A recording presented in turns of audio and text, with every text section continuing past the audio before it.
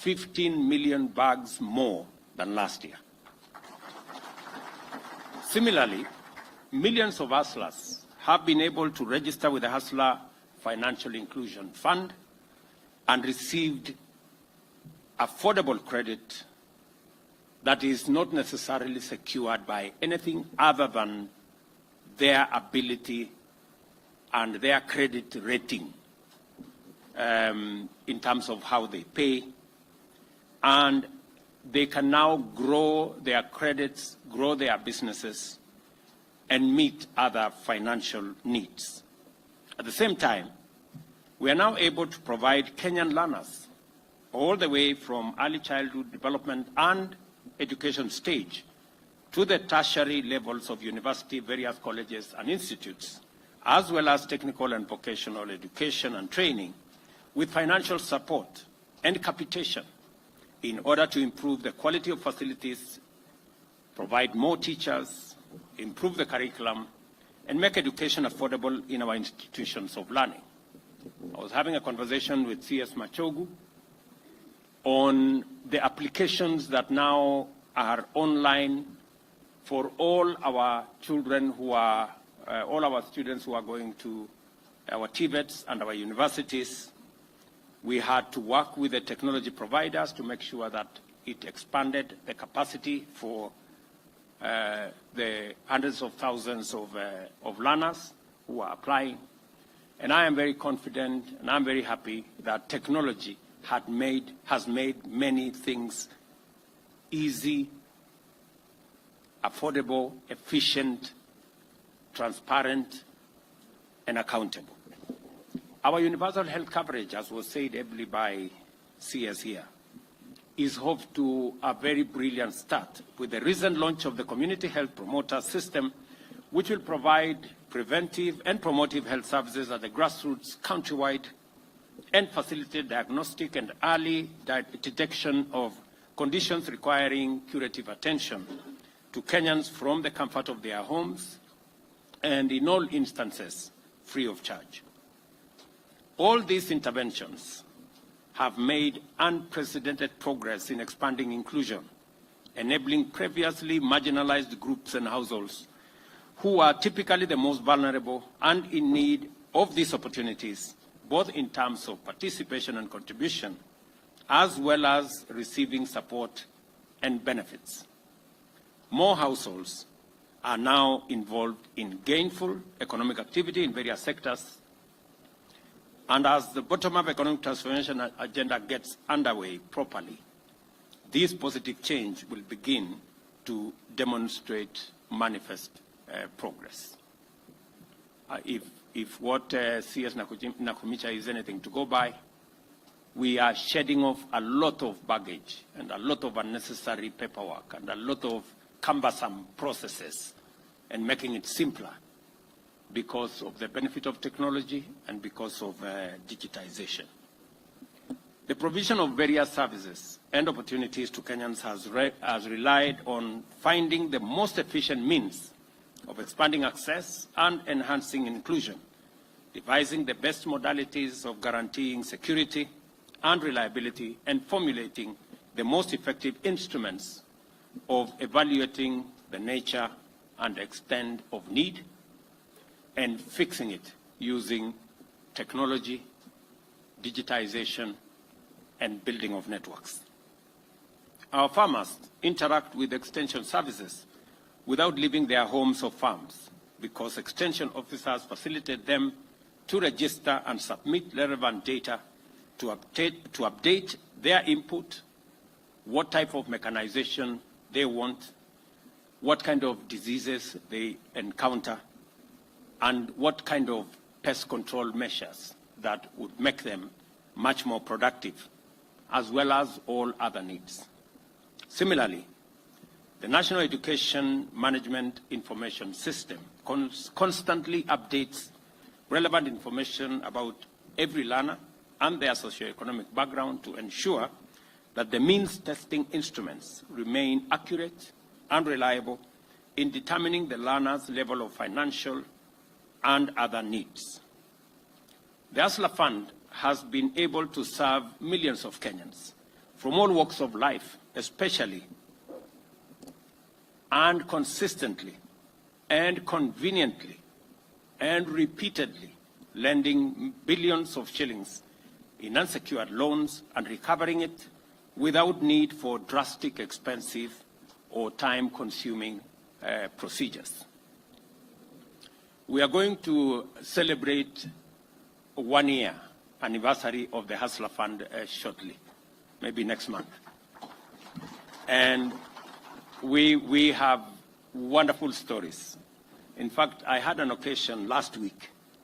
You can see my hair is newly shaved. So my barber came to do some work on what is left of my hair. It is, and in the process, he asked me, Mr. President, you know, my savings on the Hustler Fund is now 5,600. Why is it the case that my limit is still at 5,000? Why don't you consider the fact that I have saved 5,000? Why don't you increase my limit? And it was a fundamental question. I have since put that question to the CS. I have put that question to Safaricom. I have put that question to all the other stakeholders in that space, because we need to answer that gentleman, because the next time he comes to visit me, I need to have answers for him. I was very honest with him. I didn't have an answer at that point. So, I mean, there are many Kenyans out there who truly know what it means to have access to affordable credit and how much difference it makes for their businesses. We have also transformed the provision of public services by making it possible for Kenyans to access them online through their mobile devices.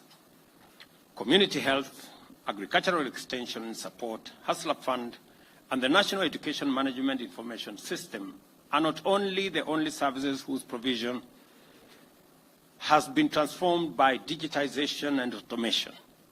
The government has increased the number of public services accessible through digital services to over 13,000, freeing up the people to concentrate on their lives and livelihoods and go about their business without the necessity of queuing, the necessity of traveling to try and access government services. And I must congratulate the Ministry of ICT working with the Ministry of Interior for what they are doing around that space. I did agree with them. I gave them some timelines on where we needed to move. I think many people did not believe that it was possible to move government services substantially to be available on the digital space. We had only 320 government services a year ago. Today we have 13,000, and we are well on course in making sure that by the end of this year or shortly thereafter, all government services will be available online. Already, the digital ID, which has been a big problem to us for a very long time, is now on a testing mode for the next 2 months. I have been assured by all the stakeholders, led by the ministries concerned, that by December, we will be able to launch digital ID, where every Kenyan don't have to carry any paper, plastic or otherwise, as an ID, that they should be able to be identified digitally using their iris or their fingerprints, and we can transact without the necessity of people struggling to identify who they are. And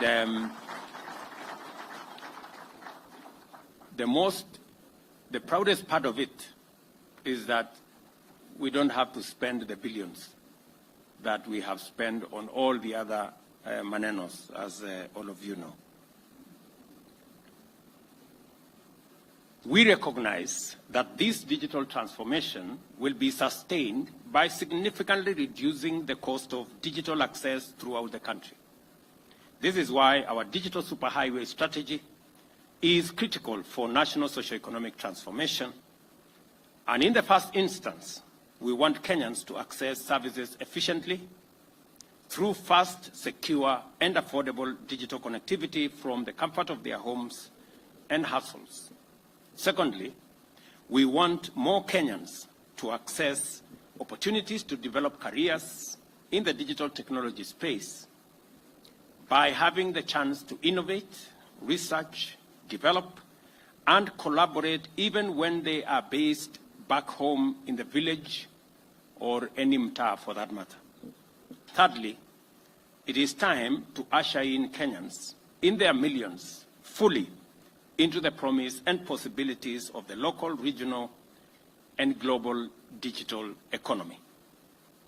The establishment of last-mile fiber optic and local connectivity infrastructure, as well as the development of grassroots digital hubs, go a long way towards enriching the Kenyan experience of a transformed government services and digital economy. We are aware that the cost of smart devices remain prohibitive for many, and that as a result constitute a significant barrier to universal inclusion and access to various services and opportunities that are intended to be freely available otherwise. To overcome this critical challenge to the bottom-up economic transformation agenda, we identified the production of affordable smart digital devices as one urgent priority, as I said earlier, that will guarantee the possibility of universal digital access for the people of Kenya to enjoy more and better services and opportunities in both public and the private spaces. The provision of affordable digital smart devices is no longer just about mobile telephony and fintech penetration. It is also about universal access to private and public sector goods and services as the driver of national transformation. It is not possible for transformation to be at the rate, at the scale, and at the speed that we want unless we have the devices to assist us unlock that potential. We have pledged to support this development by providing infrastructure that will spur digital signatures and the implementation of digital national identity.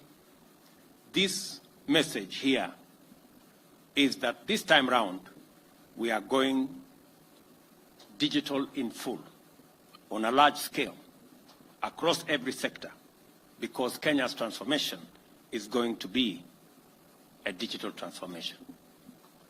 It is just simply put that way. This event, therefore, has far greater significance in terms of enhancing digital experience for millions of Kenyans.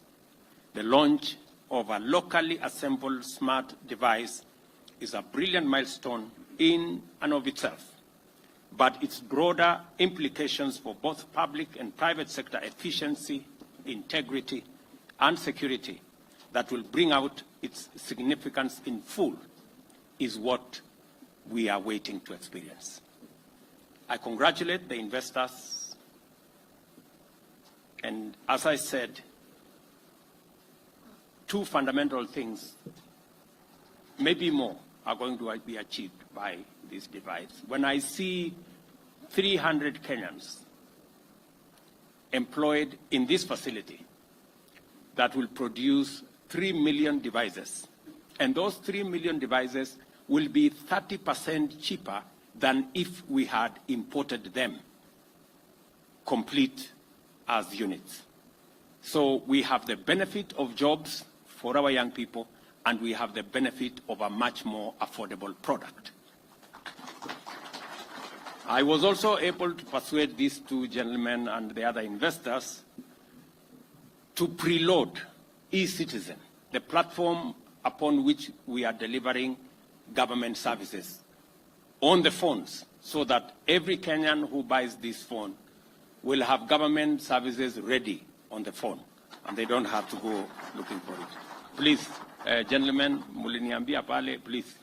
Si tunakubaliana vile tumekubaliana. So mambo mawili tumekubaliana na hawa wangwana. Sio yale matatu, ni mawili. Tumekubaliana ya kwanza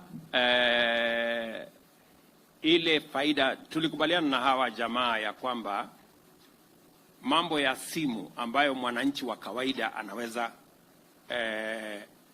kununua kwa gharama ambayo inatoshana na mwananchi, na simu ambayo inaweza kutumika kama smartphone. Wananchi wengi vile mmesikia hapa, asilimia karibu 70 wananunua simu ya mulikamwizi kwa sababu ya gharama ya simu.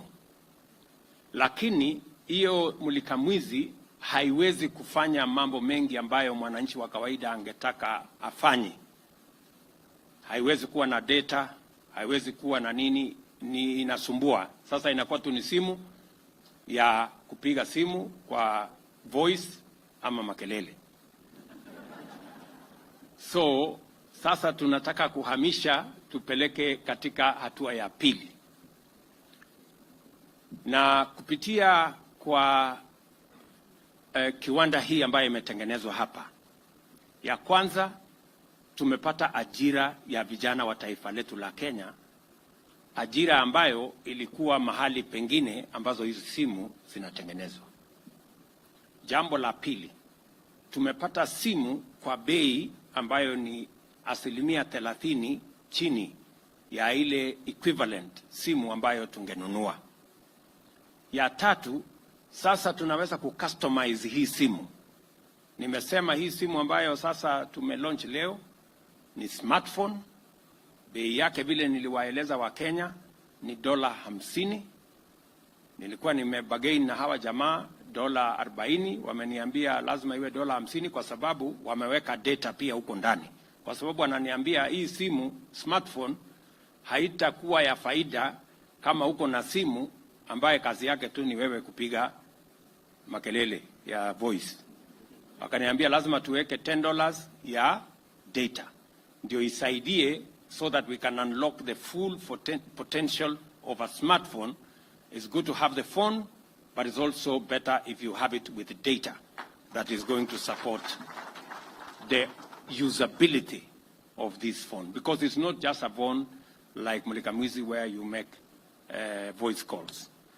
And namba ya tatu, namba 4, nimekubaliana na wao leo asubuhi, nimewashawishi ya kwamba watuwekee e-citizen kwa hii simu, ili mwananchi akinunua hii simu tayari e-citizen iko hapo, anaweza kutafuta na kufikia services ama huduma ya serikali.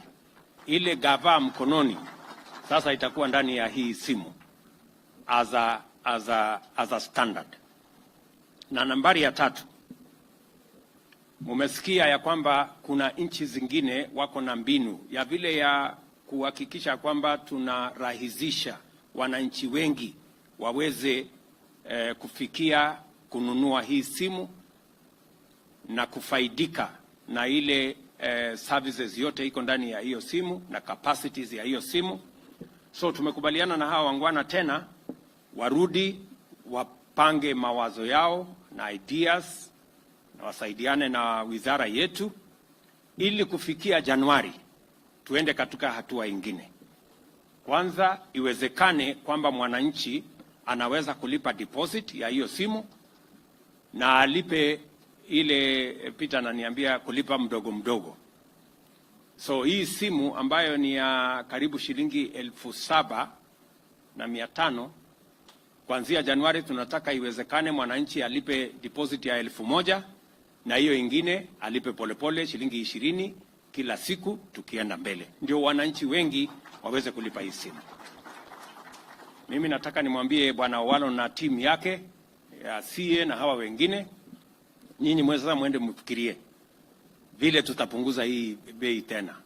Mwende mfikirie what kind of collaboration we are going to work, ili mwananchi wa kawaida hii simu ya 7,000 tuweze, kama tunaweza kuteremusha tena, ikuje shilingi 2,000 ama 3,000 hapo mbele, na tutajua vile tutashirikiana, kwa sababu tunataka simu ambayo itamwezesha mwananchi afanye biashara, mwananchi aendelee na communication, mwananchi apate services ya serikali ndani yake, na tuweze kurahisisha biashara, kurahisisha huduma ya serikali, na sio lazima mtu aende kwa ofisi fulani ama aone mtu fulani.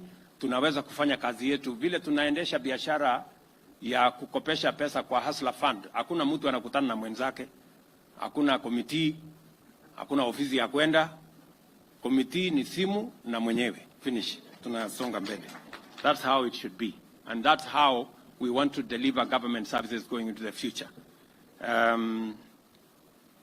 So I have said I congratulate all the investors, my good friends in Safaricom, Jamii Telecom, our friends from China. Congratulations, the representative is here. Asante sana. You have already made your mark and claimed your place in the history of Kenya's transformation. I encourage you to sustain this momentum of innovation in order to support and deepen a culture of digital enterprise, research and development in our country, and in order to deliver the dream of Africa's Silicon Savannah and the power of actualization of our development agenda. This plant affirms our credentials as a global digital economy powerhouse and Silicon Savannah's Africa hub for innovation and everything technology. I appeal to more investors to take similar decisive action because opportunity still abounds. Just on this factory alone, we can create many more factories. We can create many more suppliers locally. And I insist, deliberately locally. I have said that we must be intentional, we must be deliberate about growing our manufacturing opportunities, capacity, and potential in Kenya. As I said, and we put it in the budget, we also put the interventions that have enabled this factory in the budget, that we must grow our local manufacturing capabilities, whether it is in cement, in steel, in timber products, in technology space. It must be intentional.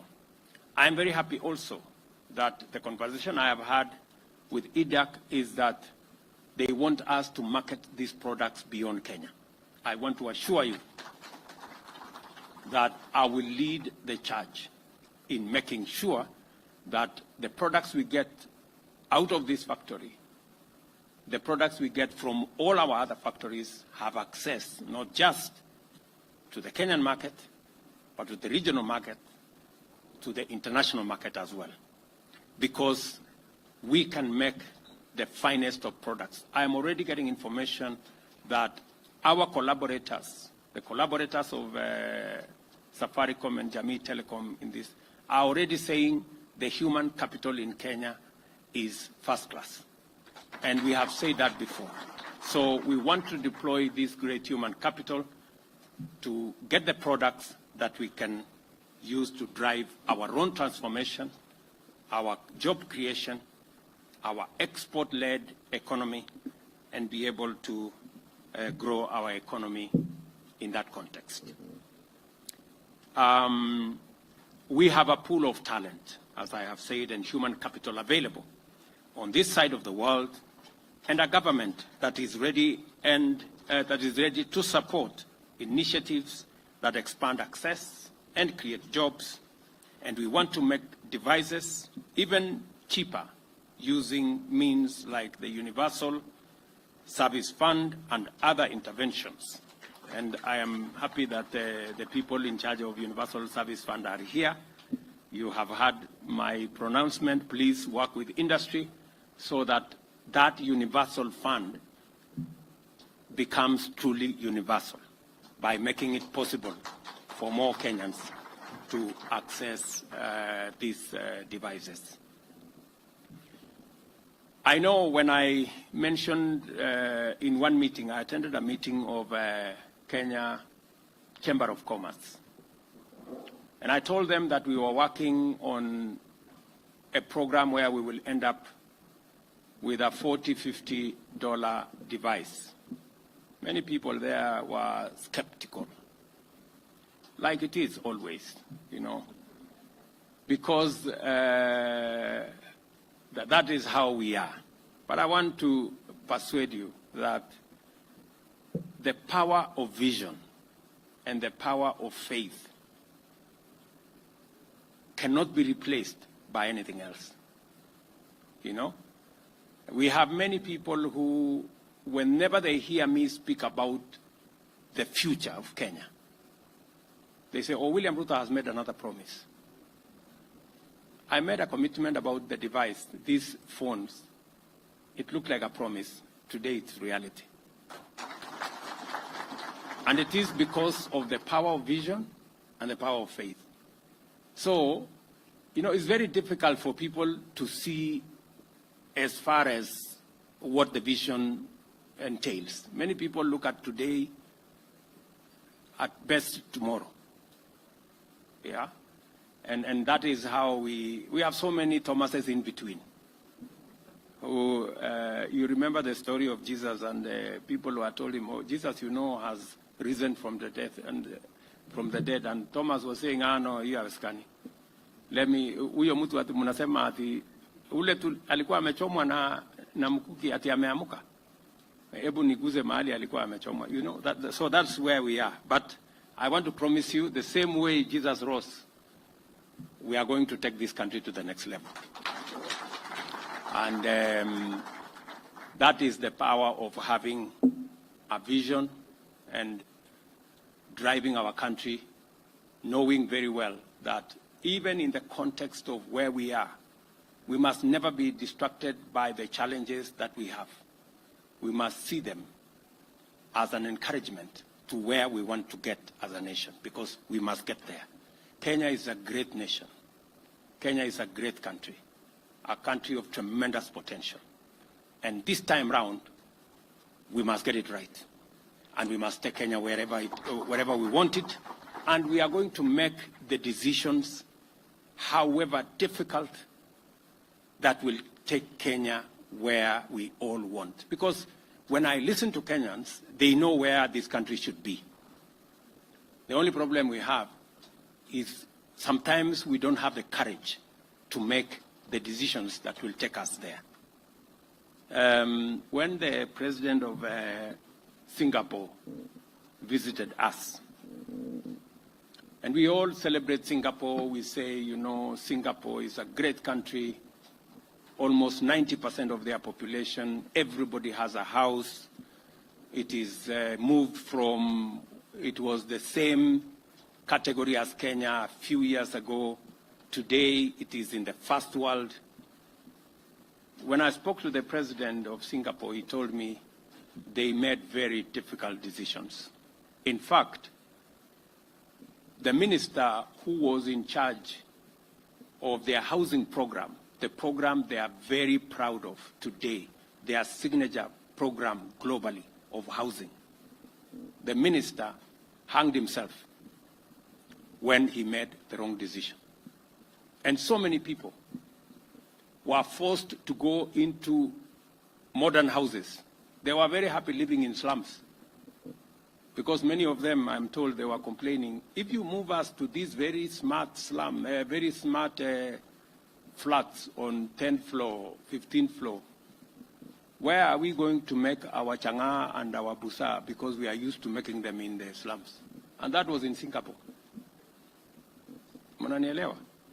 So, good people, we must change this country. I don't think we have another option. Yeah? And the young people who are pushing us, we have millions of Kenyans, talented, hardworking, educated. They are looking for opportunity. We cannot postpone their future. We must make the decisions now to enable them get the opportunities tomorrow. And I promise you one thing. I will make all the decisions necessary to make Kenya the great country we all want it to be. Without a doubt. Finally, I like the mantra, power mkononi, or that's what this good gentleman told me. It fits perfectly with what we are all trying to achieve, a more empowered digital population with a capacity to explore all opportunities. Asanteni sana, I wish you well. And even to my media guys, my friends, the good people who write many stories about me and all the other stories, and they are very good people because they are creative, they are innovative, you know, in what they do. I think I still see you guys with the iPads. You know, they are a bit old-fashioned. Not iPads, but, you know, writing pads. Now, this factory here can make for you digital pads. You know, ndio muweze kuandika ile story, digital pads. And muendelee kuandika tu story. This is good. It is okay. It's good for us. That's what society is made of. And you will never hear me complaining about your stories. Write them. Ile ya ukweli tutaendelea kusoma. Ile ambayo iko na maneno imeongezwa kachumbari tutasoma pia. Lakini we will stay focused because we must take the country where we all want it to be. And they are also making a contribution towards keeping us on the straight and narrow. Ile kitu tu mnawauliza kwa sababu sasa tumewatengenezea factory hapa itawapatia digital pads. Hata mimi mnikumbuke wakati mna tangaza dividends kwa mwisho wa mwaka. Hata mimi mtumie kidogo. At least nimewapangia kakitu. Si ndio? So, because we need a whole of society approach, and we must, this is our society, and every part of our society matters in making us a wholesome nation. Congratulations to all of you. My very best wishes to the investors in this facility, and I look forward to many more. I know there is a whole chain. We want now the parts that we are currently importing. The next stage is for us to manufacture many of the parts here in Kenya so that we create more industries to work with this as a value chain. And we must target that at least in the next 5 years, every Kenyan must carry a smartphone. And I also want to say that this importation of phones has given us a big problem. I know we are battling with KRA is having difficulties because many phones are imported through all manner of places. And our statistics is that close to almost 50% of all the phones imported into Kenya, people don't pay tax. So I think one way of closing that gap is to manufacture all phones locally. Ndio sasa mambo hiyo ya kuimport na kutumia panya route na kufanya nini tukwamishe, vijana wetu wapate kazi, mimi nipate ushuru ya kusukuma Kenya mbele na sisi wote tuendelee. Si namna hiyo? So otherwise, thank you very much. My very best wishes. Good luck with what you're doing, and God bless Kenya. A round of applause for His Excellency the President. Thank you very much, Your Excellency.